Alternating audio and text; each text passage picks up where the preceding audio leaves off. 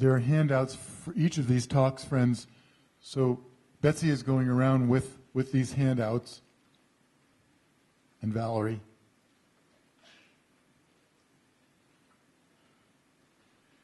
I'm going to introduce our three speakers all at once, and then they'll speak in sequence, and then we'll hopefully have some time for discussion.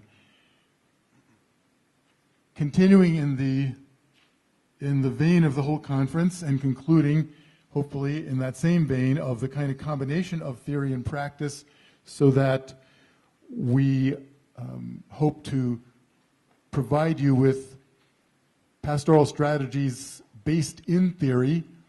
We have three people who have been working in very special ways at creating pastoral strategies, and whose materials I think will be very much of interest.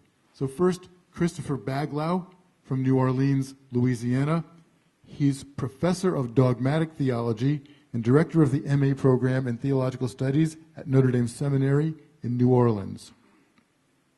He also serves as director of the Pope Benedict XVI Institute for Faith, Ethics, and Science of the McGill-Tulane Catholic High School, which offers seminars on faith and science.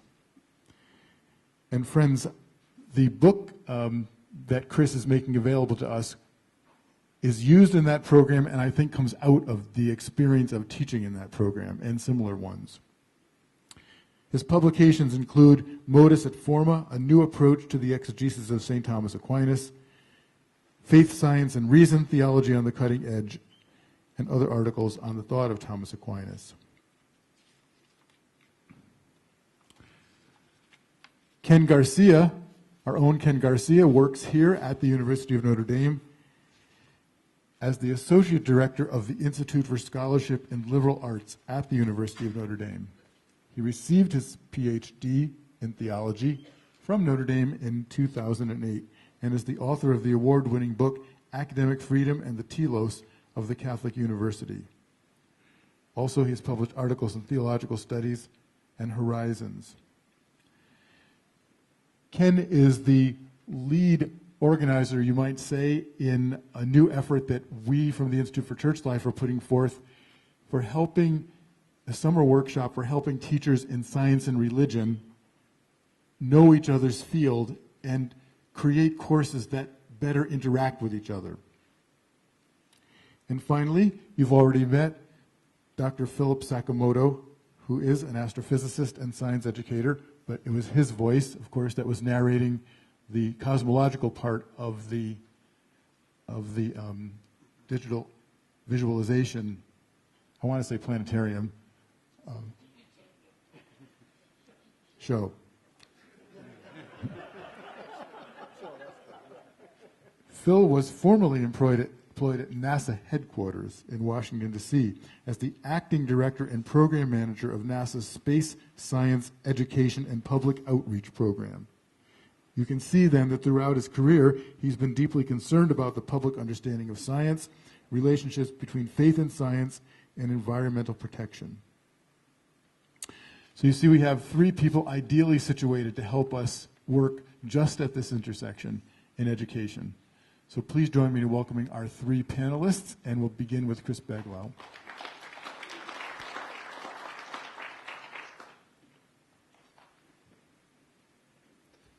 Thank you. I'm going to present from up here, and then I'll join my panelists again because I have to advance the slide presentation. But in this presentation, I want to do two things. First, offer some resources and a strategy to create awareness and understanding of the relationship between the Catholic faith and modern science among high school faculties.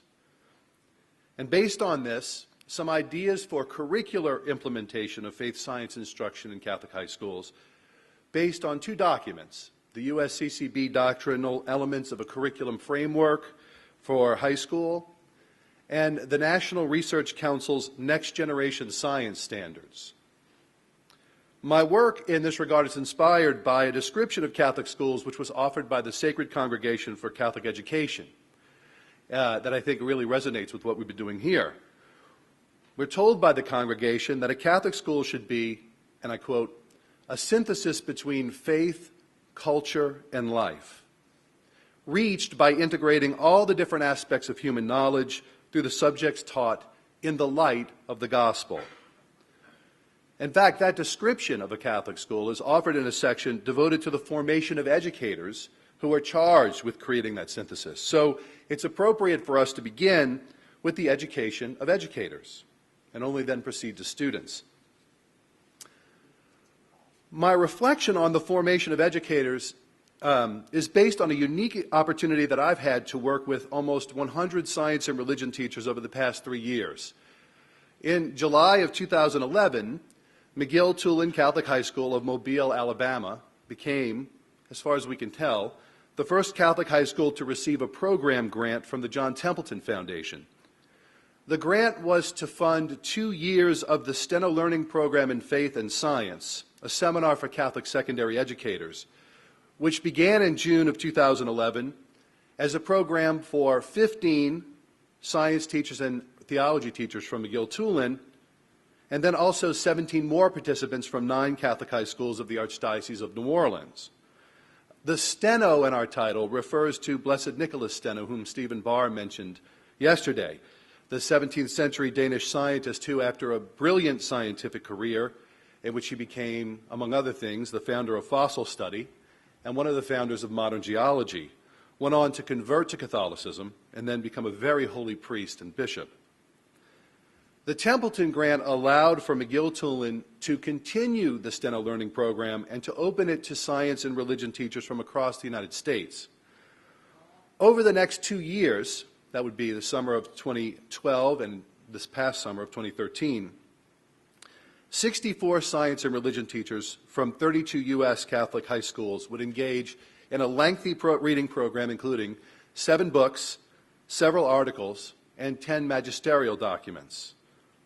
The works covered issues such as these here: faith and science in the classical Catholic tradition, faith and science in contemporary magisterial teaching, and this is an abbreviated title. It was actually faith, philosophy, and science.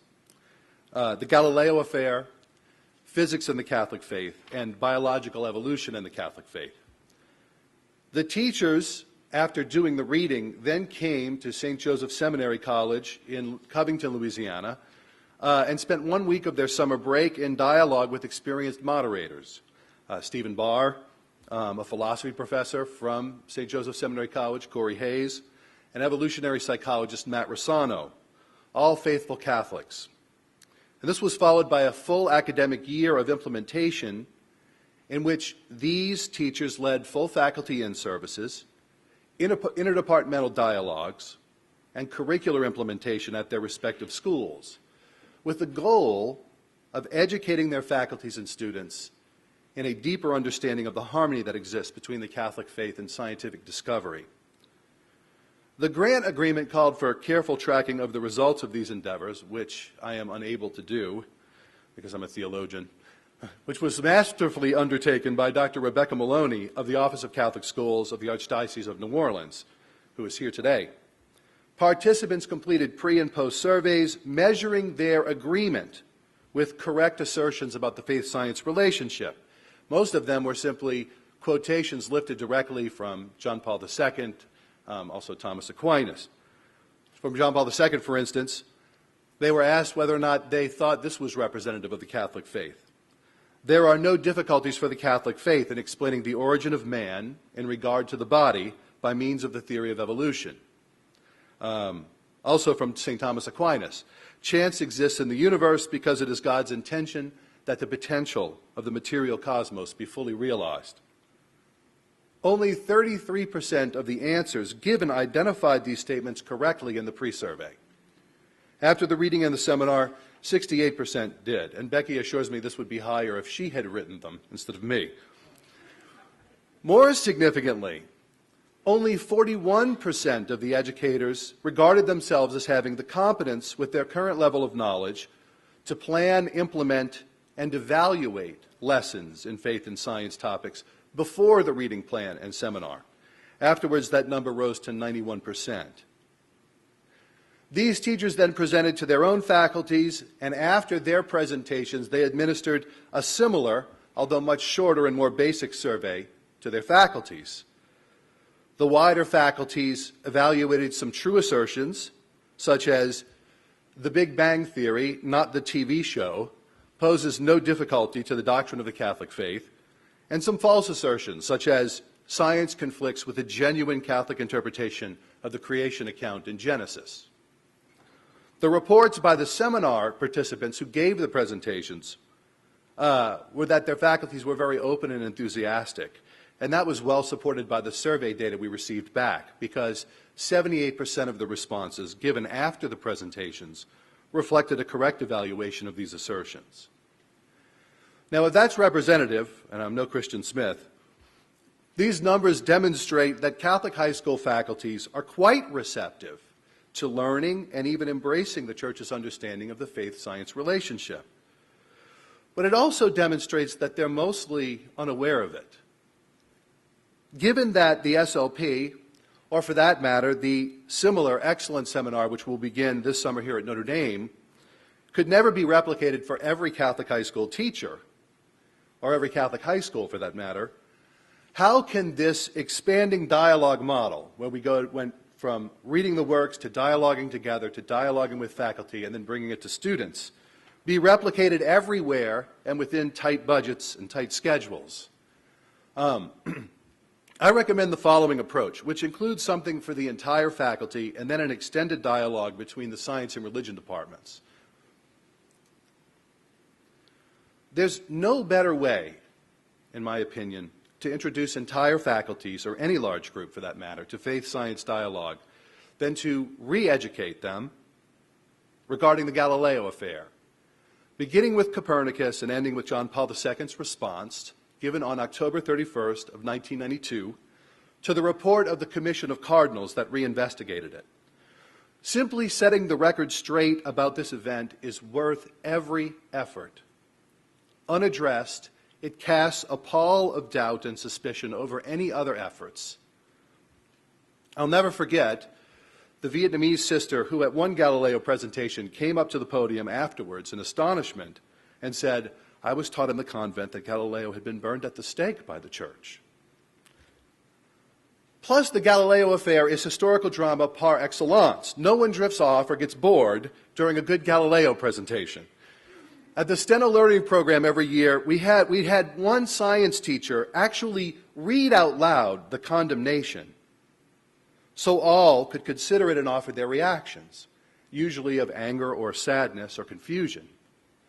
Later, after the whole story was told, the same science teacher would read the following quote from John Paul II, which we have here on the slide. Galileo, a sincere believer, proved himself to be more perceptive than the theologians who opposed him regarding biblical interpretation of all things in the context. And at that moment, the sun shines again. It's been a moment of paradigm shift all 3 years. You can see the change in the quality of the dialogue in the seminar from that point forward. In regard to replicating such a thing at your own schools, the primary documents are in print and readily available. The Pope's address is available online. Lawrence Principe has an excellent one-hour consideration of the affair in his Science and Religion series of lectures from the Teaching Company. Many of you may be familiar with the great courses that they have.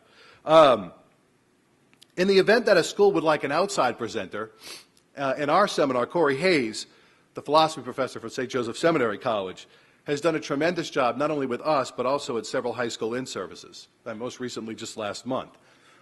Corey is a Cajun and therefore a very talented storyteller by nature.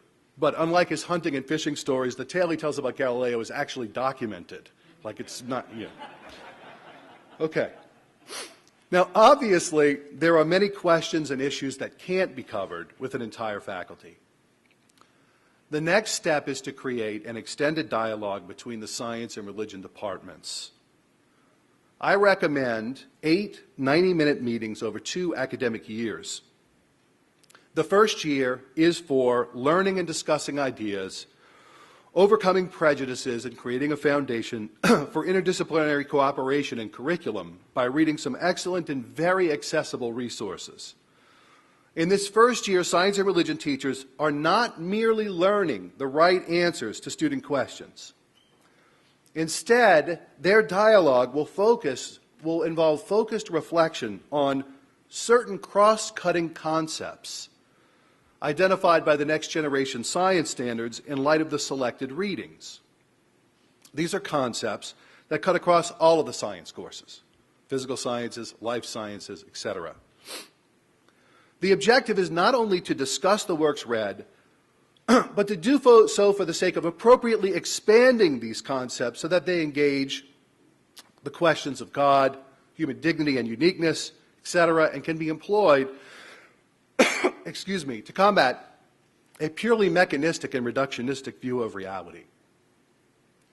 The next generation framework and standards identify 7 such cross-cutting concepts, but 3, I think, are particularly well suited for this reflection on expansion: patterns, cause and effect, and systems.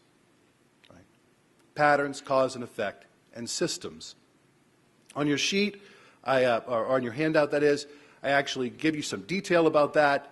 But it isn't just science that studies patterns, right? Philosophy and theology do as well. We have an understanding of cause and effect in theology, right? One that's not in conflict with, natural efficient causality, that moves beyond mechanistic explanation, right? Also, system and system modeling. Right? The universe is comprised of systems which are successive, and higher systems are not entirely reducible to lower systems. This in itself begins to expand as you go from simpler systems to more complex ones, helps to lead to a way of perhaps reflecting on man, right? And seeing that here we have something that's not simply reducible to a biological organism. Doing it this way will offer structure to the conversation of 4 excellent works. And I think there's no better resource to begin the conversation than what I like to call the Magna Carta of faith-science dialogue. John Paul II's 1988 letter to Father Coyne, director of the Vatican Observatory, which is available on the Vatican website.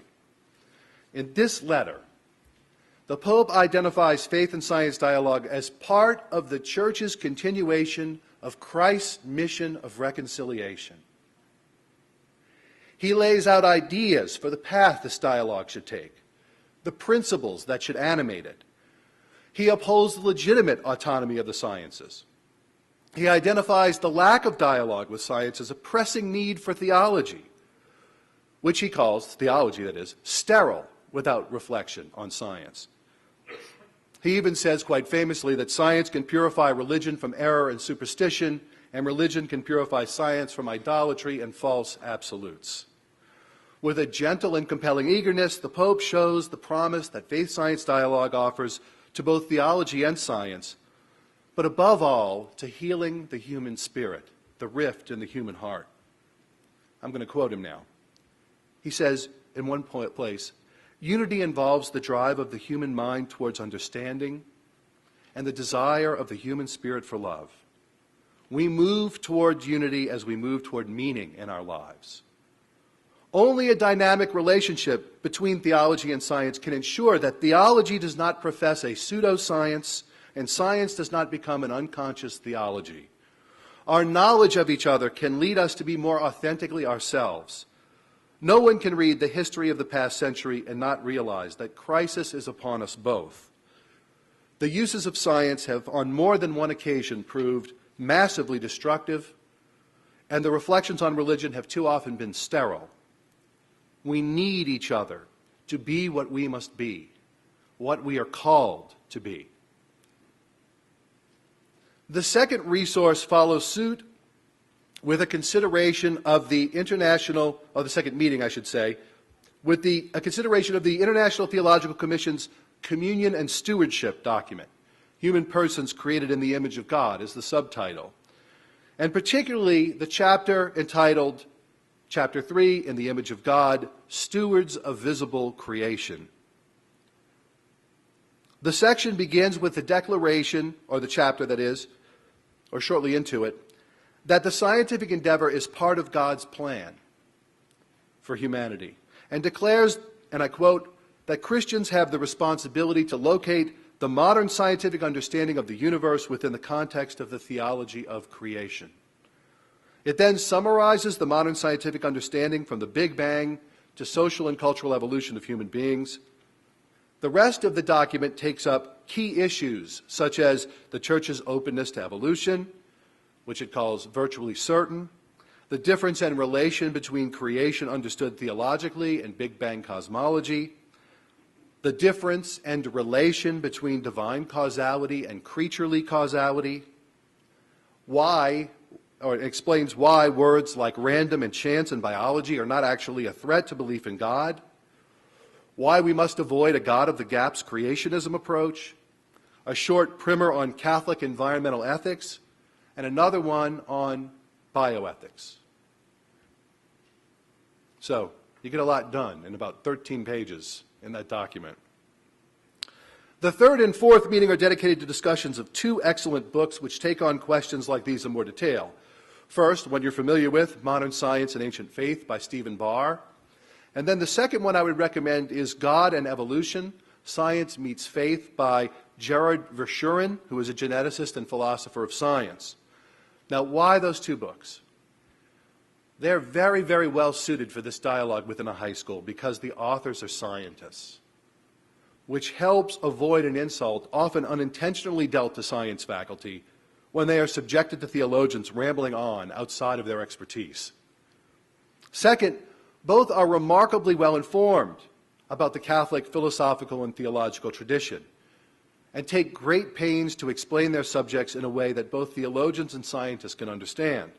And they do so with faithful attention and obedience to the Church's magisterium.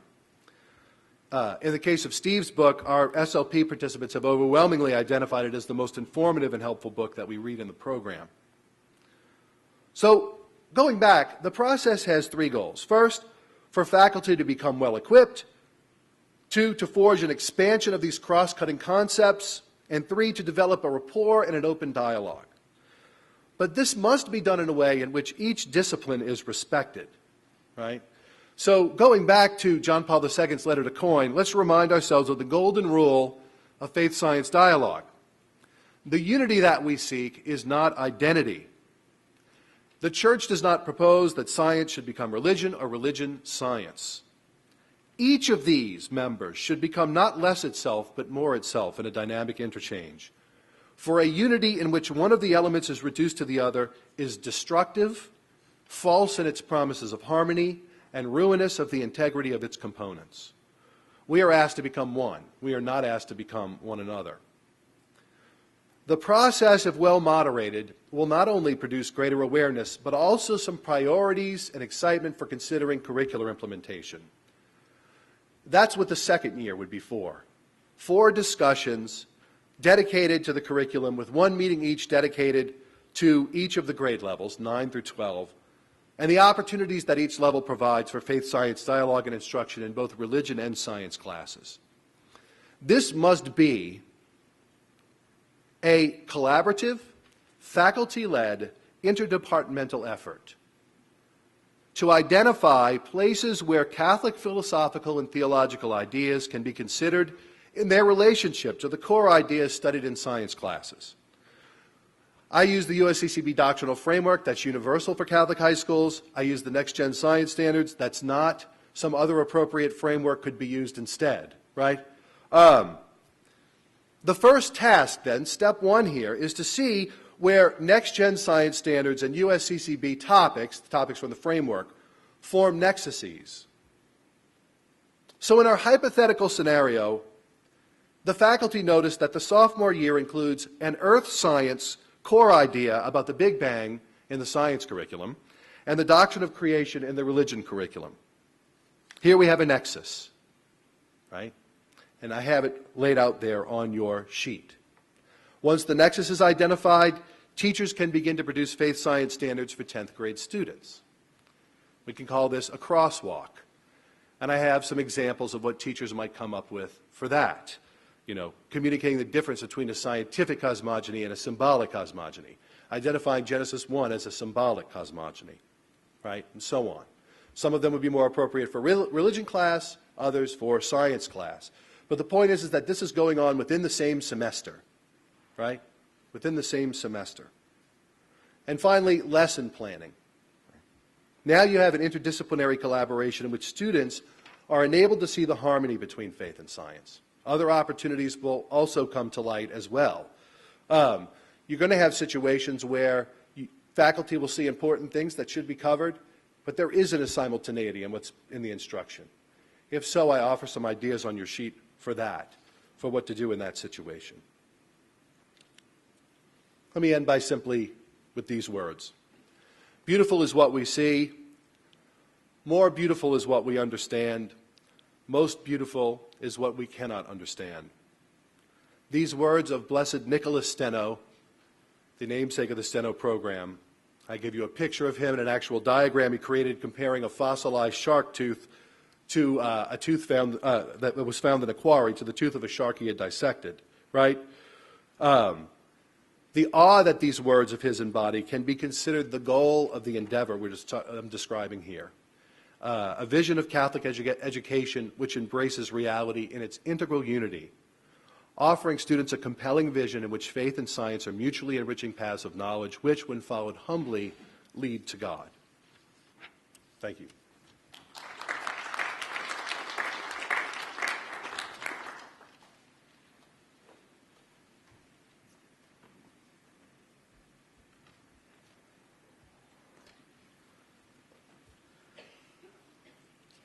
Thank you for that, Chris. That was very, very interesting. Like John Cavadini, I am not a dynamic speaker, and as an introvert, it's really tough to follow this sequence of very excellent and dynamic speakers who have spoken for the past 2 days. But I will do my best, and I'll try to keep it short too. I'm going to talk to you about a summer seminar in religion and science for high school teachers here at Notre Dame, similar to the one described by Chris Baglow. The title of the seminar is borrowed from a book by Ian Barber, Science and Religion, Strangers, Rivals, or Partners in the Search for Truth. You should all have a brochure which tells you more about the program. We'll offer the seminar in 2014 and again in 2015. We consider these seminars as a pilot project, one we'd like to expand nationally once we have it well honed. Like Chris Baglow, we received a grant from the Templeton Foundation also to underwrite it. And in fact, a program officer from the Templeton Foundation introduced Chris to John Cavadini and me, for which we're very grateful because we hope we can do some collaborative work in the future as we seek to expand it. Let me say a little bit about the structure and goals of the seminar before I go into the challenges we face in expanding it nationwide. We're going to bring together 3 teachers from each of the 26 participating schools for this first summer, one from biology, one from physics or chemistry, and one from religion, to learn more about the dialogue between science and religion. Our goal is for teachers to take what they learn in the seminar back to their schools and incorporate some of it, where appropriate, into their existing courses in biology, physics, and religion. And we hope that many of them will develop new elective courses dedicated specifically to the dialogue between religion and science. There's far too much understanding in our culture about how science and faith are related, as we've learned from many of the other speakers so far. And so we want our high school graduates to be prepared to discuss it when they go on to college or just go into the culture generally. In terms of structure, there will be separate sessions for teachers of biology, for teachers of physics, and for teachers of religion during the mornings. The goal is to help them find appropriate places in their normal subject areas where theological principles can provide deeper insights into their subject matter, or where a fruitful dialogue can be had. Then later, all the teachers will come together in integrative sessions that interrelate theology and the sciences. By the end of the week, some of them will prepare lesson plans to present to the entire group. Now, we're very fortunate that we have found some very fine scholars to lead these seminar sessions, including 2 physicists, Stephen Barr and Dr. Tom Davenport, who has a PhD in particle physics at Stanford and is a Dominican seminarian. We have two biologists, Father John Braverman at St. Joseph University and Father Nicanor Austriaco at Providence College. John Cavadini is our theologian, and we also have a philosopher of science, Professor Philip Sloan from here at Notre Dame. Here's a sample of some of the topics that will be covered in the various sessions. Now, after listening to all the excellent talks over the past 2 days, you won't be surprised at any of these. Topics and questions in physics. Does a divine creator somehow act continuously, or was divine action more narrowly confined to the Big Bang? How might a physicist imagine the work of God continuing after the Big Bang? Can the laws of physics express general ways in which divine action occurs? In what ways is a completely free creation out of nothing radically different from the Big Bang approach to the emergence of the universe? Does it make sense for a scientist to speak about what happened prior to the Big Bang? The natural sciences have been enormously successful in explaining the ways in which physical bodies interact and develop. Yet theologians claim that the natural sciences have serious limitations. Can scientists claim to be good scientists if they fail to clarify the limitations of the scientific method? There are universal constants in physics without which our universe, or life as we know it, could not exist. Is there an analogy in theology? Is God the subtle, constant, never-changing reality underlying all physical constants? How can scientists and theologians discuss this topic fruitfully? The famous 20th century astrophysicist Fred Hoyle, an avowed atheist, was an advocate of the steady-state theory of the universe. That's the theory that the universe has no beginning, no end. It's just always been there. When the Big Bang theory began to gain momentum in physics, he rejected it, in part because he recognized the theistic implications of it. What scientific developments eventually led him to adopt a more theistic position? Topics in biology. How does the concept of God differ radically from any concept normally encountered in biology or even science generally? Are there valid philosophical and theological concepts of life other than a biological understanding? One of the assumptions of evolutionary biology is that small random variations occur. Can processes leading to the evolution of human beings be purely random without God's subtle participation in some way? And what about miracles? How might we think about the laws of nature discovered by science in relation to our beliefs about providence and divine action in the world? When the book of Genesis says man is made in the image and likeness of God, how does a biologist who takes faith seriously understand the meaning of the terms image and likeness? Topics in theology and philosophy. How do Thomas Aquinas' 5 arguments for the existence of God fare in light of modern scientific findings and modern philosophy?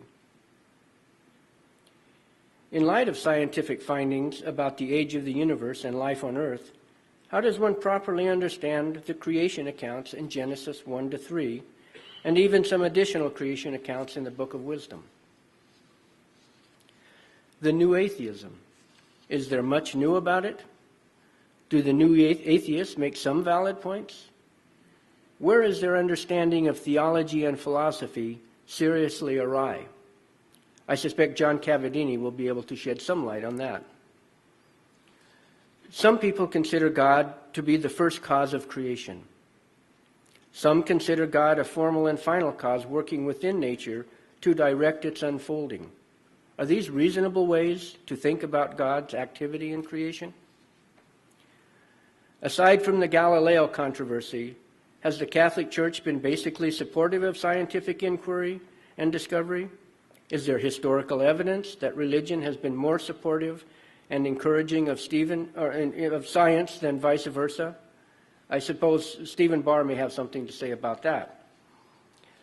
So those are just some of the samples of the kinds of topics and questions that will be explored in the seminar. Now, how have teachers and schools responded to the upcoming seminar? When we first sent out notices about the seminar, we were surprised by the prompt and enthusiastic response. Since this is the first time Notre Dame has done this, we assumed we'd have to buy ads in diocesan newspapers and other media and go knocking on the doors of principals around the region in order to drum up enough participants. But that's not what happened at all. Our project coordinator and a student assistant assembled a list of 520 Catholic high schools with the names and emails of the principals and the biology, physics, and religion teachers. We sent an initial email notice letting people know about the seminars and followed up with a formal letter to all the principals with copies of the brochures that you have. That's all we needed to do. The application started pouring in, which really shows a strong need for programs like this. We received around 150 applications and will have 47 teachers on campus and another 36 participating online through live streaming of the seminars. There is a list of the participating schools on the sheet that was handed out earlier. You can see it here.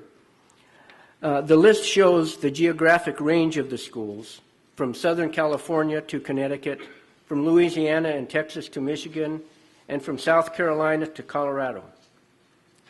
Our ultimate goal, as I mentioned, is to turn this project into a national program, to hold summer seminars for teachers across the country, say, to have one on the West Coast, one in the South, one here in the Midwest, and another in the Northeast.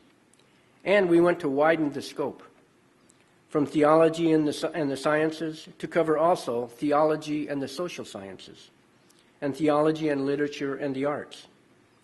We plan to do this with partner institutions, such as Chris's program, in different parts of the country. We'd like to reach at least several hundred high school teachers every year, have them develop and test courses in their schools, and report back to us on what works successfully and what does not. Then we can disseminate the information on model courses and teaching methods to all Catholic schools. It's an ambitious goal and will face several major challenges as we expand the program. The first challenge is finding enough college-level experts in both science and theology, and eventually social science and theology, and literature and theology, who can train the high school teachers. There are some university teachers who do this, such as Stephen Barr and Father Spitzer, but not many. When I attend conferences on the dialogue between science and religion, or read books on the topic, I see many of the same contributors. So there's a very small number compared to the total number of scholars out there. As a consequence, I strongly believe that we need to strategize about building a larger cadre of experts to draw on from our Catholic colleges and universities, seminaries, and eventually high school teachers who have mastered the dialogue. Now, we were fortunate to recruit enough dedicated scholars to teach our summer sessions. But to do this on a broad scale, it's going to be difficult finding enough scholars to teach the seminars. I mean, Stephen Barr, he can only spread himself so far. And unfortunately, the reward system in colleges and universities is such that scholars are rewarded and promoted based on their expertise in their specialized field, but not on the kind of broad integrative work that is needed for a program like the one we hope to develop. So that's the first major challenge.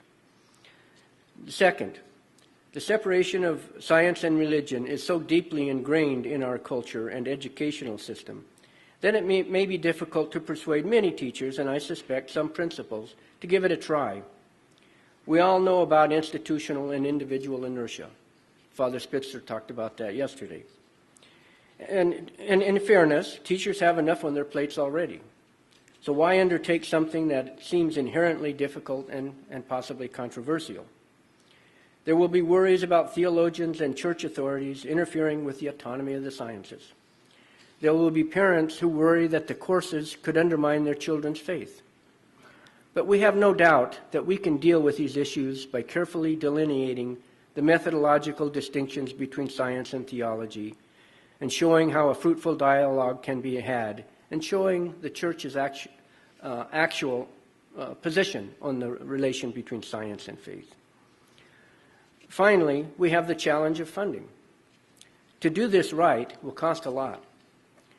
We need funds for honoraria, travel, and lodging for the college teachers who lead the seminars, lodging and meals for the participating teachers, a skeletal crew of administrative staff at each site, and reading materials. Now, our summer program here is going to cost, we estimate, around $120,000 for a summer. If we multiply that by 3 additional sites in the other regions of the country, and by seminars in both the social sciences and literature, that amount goes up 5-fold for just 1 year. We hope that the Templeton Foundation will fund a sizable portion of the effort, but we'll need to look for other sources as well, both private foundations and individual donors. Now, beyond funding, let me make a few suggestions for what Catholic colleges and universities and bishops might do to foster programs like this in both the short and the long term. First, colleges and universities.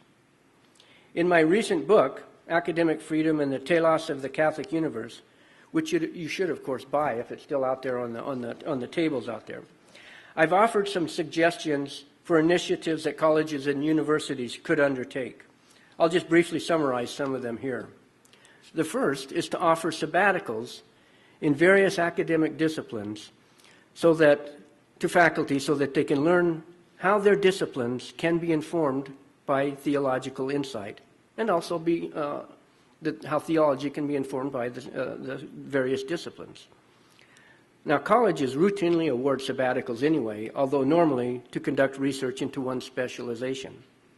So why not award sabbaticals for faculty to study the intersections between their discipline and theology for those who want to do this?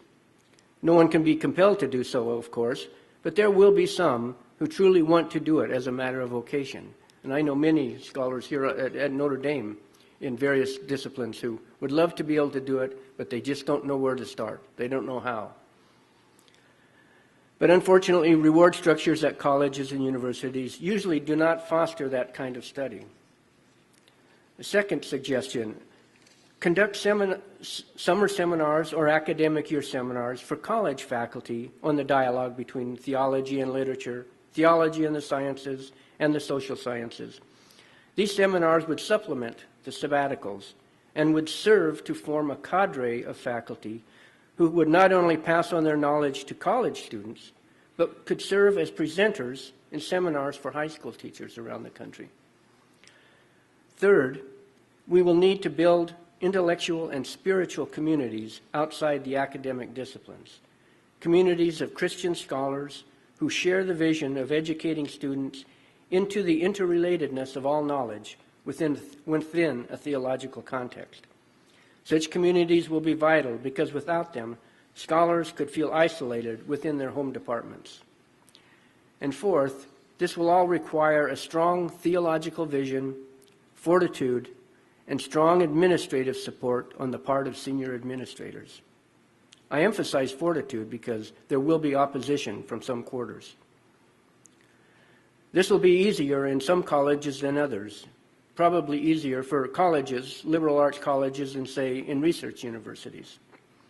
So an alternate way to do this is to ask theologians to learn the basic methodologies and philosophical presuppositions of another academic discipline, and then have students who are non-theology majors take a class from them that bridges their major with theology. In fact, the University of St. Thomas in St. Paul has just begun such a new curriculum requiring these kinds of bridge courses. It's a new effort. I think it just started this year.